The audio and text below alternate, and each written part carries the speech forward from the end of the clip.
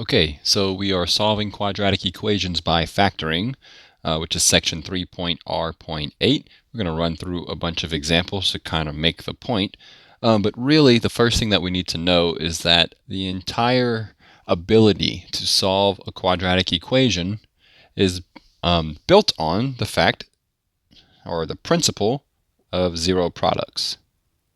Principle of zero products.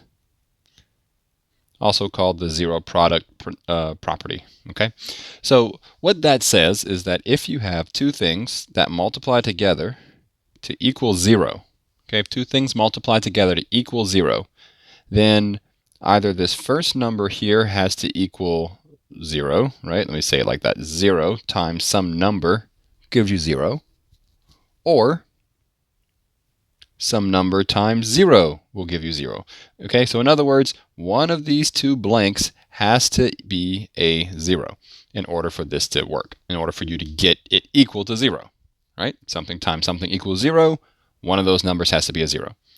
Okay, so that's the zero product property. Now, how does that look in solving a quadratic? Well, let's go to the first example here. First example is not a typical problem. But it's kind of what we're going to be working towards. So here we have 6x times x minus 1 equals 0. So this is a quadratic equation that has been factored. Okay, it is factored, it's broken up into a product, into multiplication. Okay, so the zero product property, right, the zero product principle says that one of these two things here has to equal 0 in order for the whole equation to equal 0. Okay, so what does that give us? Well, that means either 6x has to equal 0 or x minus 1 has to equal 0. In either case, the equation will equal 0. So what this does is make the more complicated equation into two easier equations to deal with. 6x equals 0, x minus 1 equals 0. Well, if I'm going to solve this first one here, I know to divide both sides by 6.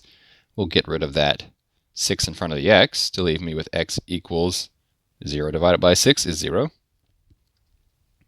And for this one here on the right, if I add 1 to both sides, I'll get x by itself.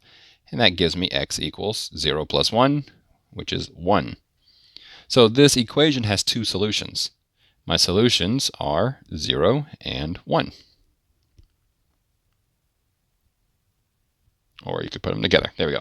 Okay, so that's kind of the goal. The goal is to write the quadratic expression, right? Factor it to where it's a multiplication problem, a product that's equal to 0, that is important, equals 0, so that you can set individual components equal to 0 and solve the easier equations. So let's go on to the next example. Example 2, we're going to do just that.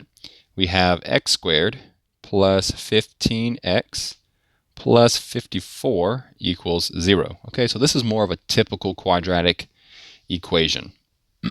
Okay, so again, the goal is to factor this, right? To write it out as something times something equals 0, and then whatever's in the blanks will go from there, right? So we need to factor this. X squared plus 15x plus 54. Okay, if we're following the AC method, remember you take the number that's in front of x squared, right, that understood 1, and you multiply 1 times 54, which of course will be 54. And so the goal here is to find two numbers that multiply together to equal 54, but add together to equal this positive 15, right? This positive 15 in the middle here. Okay, so yeah, I think through a few options here, and 6 times 9 would give me 54. 6 plus 9 would give me 15. Okay, so we don't need to spend a lot of time doing that. I know we've already learned that in a prior lesson, so we'll move on. So x squared plus 6x plus 9x plus 54 equals 0. Group.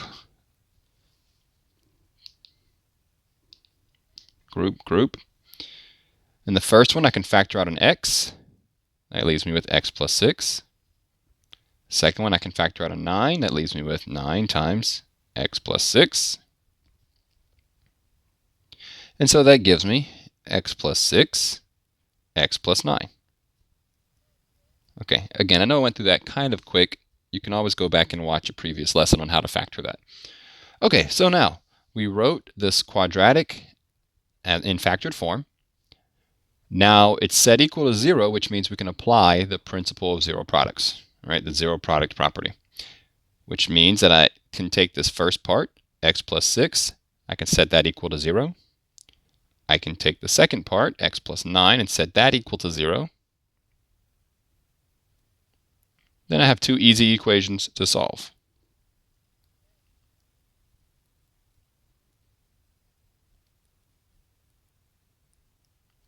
Okay, so x equals -6 and x equals -9.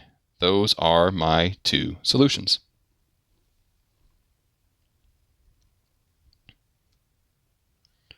Okay, let's do another one. And at this point, I must just start making up some ugly ones. Okay, ugly ones so we can know how to handle them when we see them. So here's one.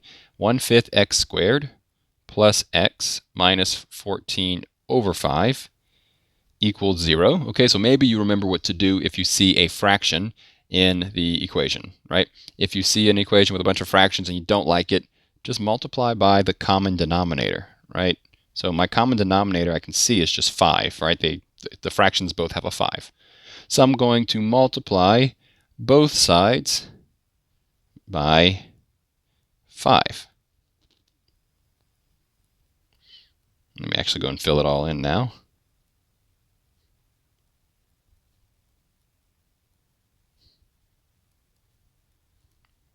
Okay, so on the left side,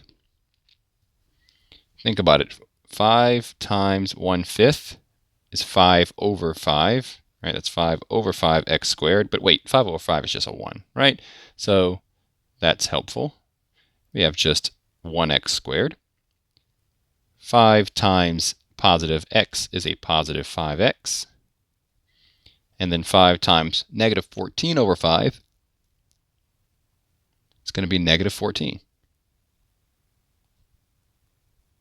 And 5 times 0, of course, is 0. Okay, so notice how that changed the problem.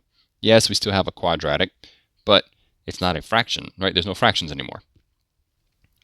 All right, so then how do I factor this? All right, I need two numbers that multiply together that equal -14 here. But when I add those same numbers together, it equals a positive 5. How about a -7? Well, let's go positive 7 and a -2. Right? 7 times -2 is -14. 7 plus -2 is a positive 5. So this will factor, or at least I can break up the middle term like so. I like to put the plus in between, so that way when I group, I can keep that negative with that -2, or with the 2. Okay, so group x plus 7, factor out a -2, right? Whatever the sign is, you typically want to factor that out. So -2 x plus 7, and that equals 0. So common factor now is x plus 7, so I'll factor that out. X minus 2 are the leftovers there, equals 0. Okay, so I factored it. It's factored and set equal to 0. Therefore, that zero product property now says that I can take x plus 7, set it equal to 0, x minus 2, set it equal to 0, so I get -7 and a positive 2. Okay, not so bad.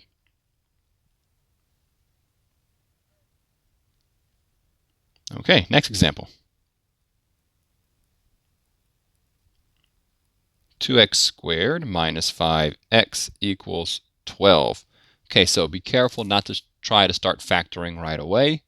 Okay, what we need to do is make sure that it equals 0, right? In order for the zero product property to apply, it has to actually equal 0. So I'm going to actually subtract 12 from both sides. That'll cancel that out, right? 12 minus 12 is 0.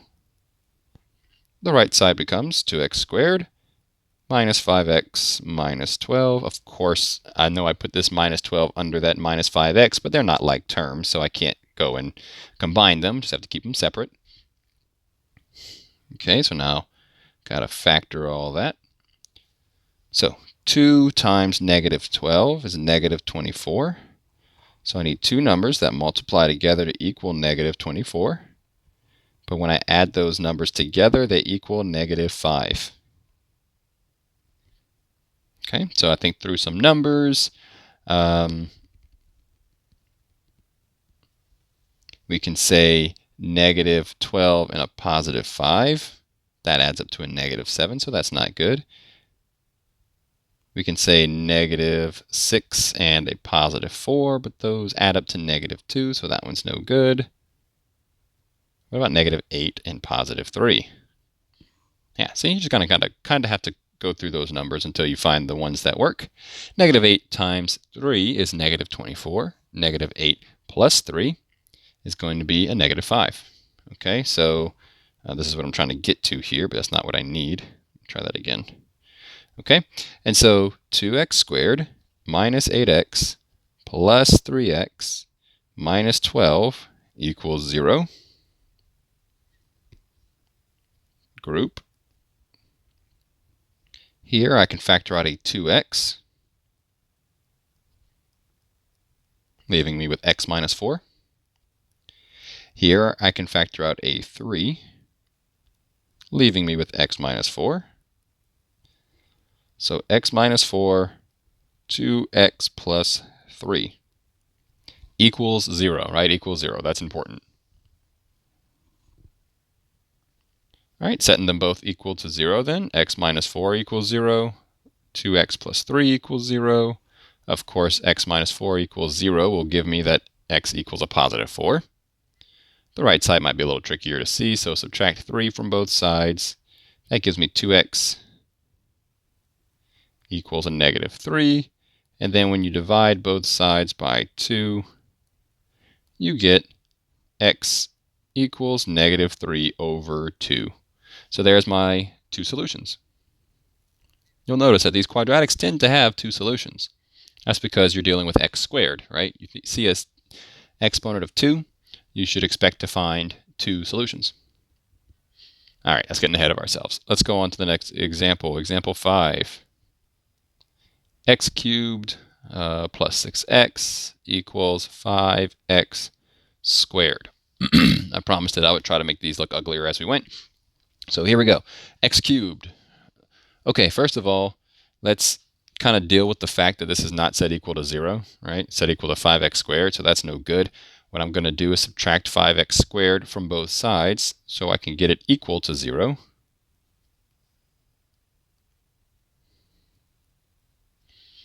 And I like to put them in order of descending exponent powers. Okay, so 3, 2, understood 1, right? That's kind of how you want to put it.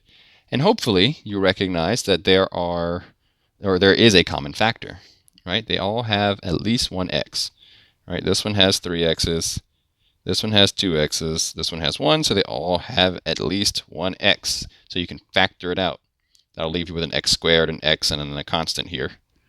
All right, too many circles going on here. Let me kind of clear that out. All right, so if I factor out an x, that leaves me with x squared minus 5x plus 6 equals 0. Should always check for a common factor. Always, always, always. Okay, well, while we're factoring it, let's go ahead and continue factoring this piece right here. 5x squared minus, or x squared minus 5x plus 6. Okay, I need two numbers that they multiply together and will equal 6, but when added together equal a negative 5. I see that they have to be a positive when they multiply, but they add up to a negative. That tells me that they're both negatives, right? Why is that? Well, if they were both positives, they would add up to be a positive 5, okay? if they were positive and negative, they would multiply to give you a negative. So since they multiply together to be a positive, they have to have the same sign. In this case, both negative. Can't be both positive or that wouldn't add up. All right, so how about negative 3 and negative 2? Negative 3 times negative 2 is a positive 6. Negative 3 plus a negative 2 is a negative 5. And we're going to skip a few steps, yada, yada, yada. X minus 3, x minus 2. Maybe you noticed a shortcut, right? Maybe you did. If this number, let's go here, x squared minus 5x plus 6 equals 0. If there's an understood 1 out in the front here, you can actually skip most of the steps because these two numbers here will be what goes here and here. Okay, just, quick little shortcut there. All right, so we have this factored all the way. Zero product principle applies. I see three things that are multiplied together that equal 0. So you just can extend that. All you got to say is, okay, either the first thing equals 0, the second thing equals 0, or the third thing equals 0, right? In all three cases, the equation will be true. Well, this first one here is solved for us, x equals 0. That's a solution. X minus 3 equals 0, add 3 to both sides, x equals 3 is a solution. Negative 2, add 2 to both sides, x equals 2. So 0, 3, and 2, right? Or 0, 2, 3 if you want to put it in order. Those are my three solutions. Hey, what's that highest exponent, by the way? It's a 3. Ah, I found 3 solutions. Go figure. All right, let's move on. Example 6. This one's a little deceiving at first. If you look at it, it looks like it's factored for you and set up so you can solve it, but it breaks the biggest rule of all. In order to use factoring to solve this equation, they have to equal 0.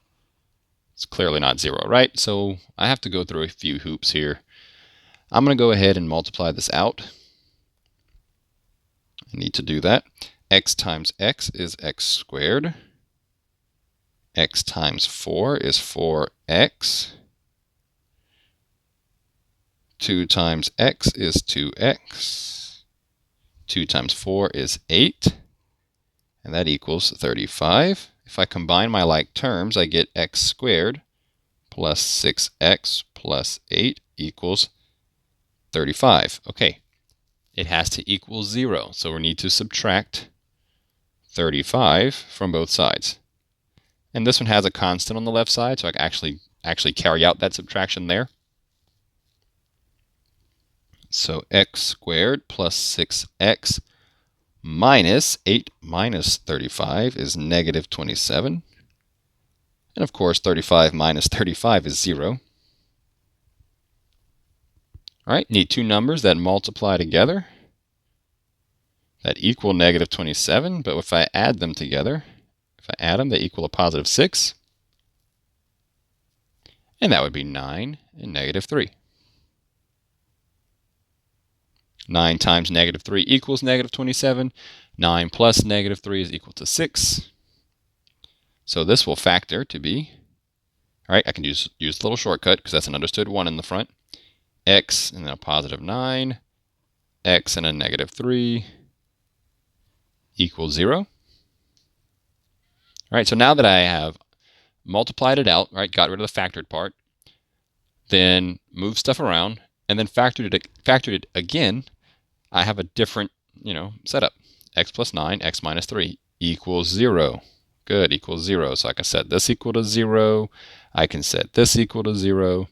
So x equals negative 9, and x is equal to 3. There are my two solutions. All right, so let's do one more complicated problem, and then I have a couple more different types of problems, but they're easy, much easier. Okay, at least easier to understand, I think. Okay, so example 7. Here's the big one. X times 6x plus 21 equals 2 times 4x plus 14. All right, so if I want to use a zero product property, I need to get it equal to 0. Before I even worry about that, though, I think I'm going to go ahead and multiply out everything that I see. So x times 6x is 6x squared. X times 21 is 21x. That's the left side. On the right side, 2 times 4x is 8x. 2 times 14 would be 28. Okay, now I'll go ahead and rearrange some things. So I'm going to subtract 8x from both sides. Remember, the goal here is to get the right side equal to 0. I'm also going to subtract 28 from both sides.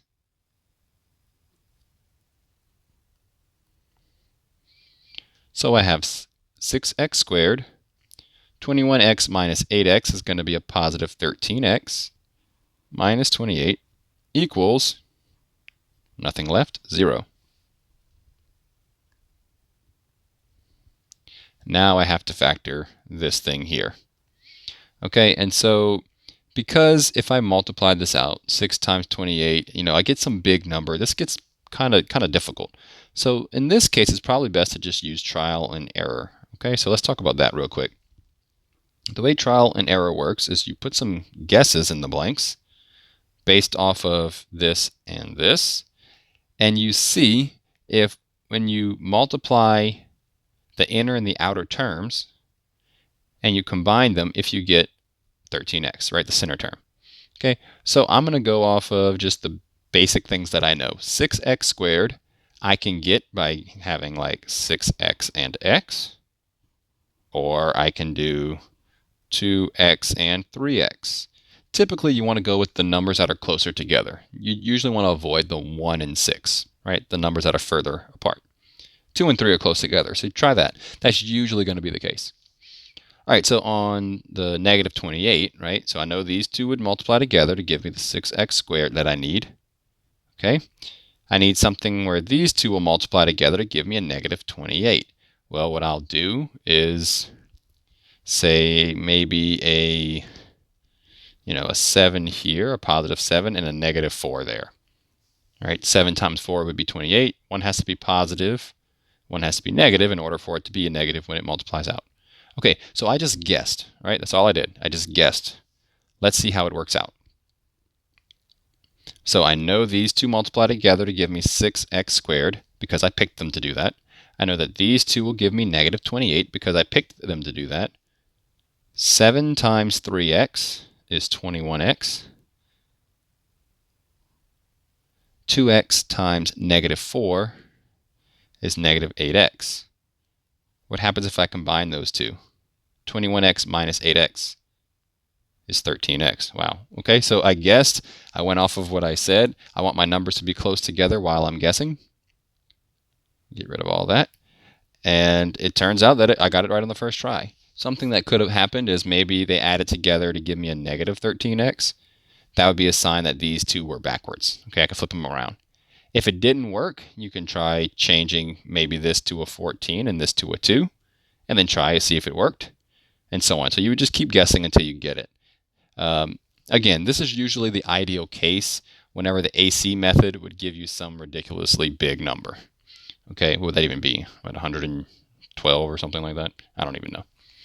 Okay, so 2x plus 7, 3x minus 4 equals 0. 2x plus 7 equals 0.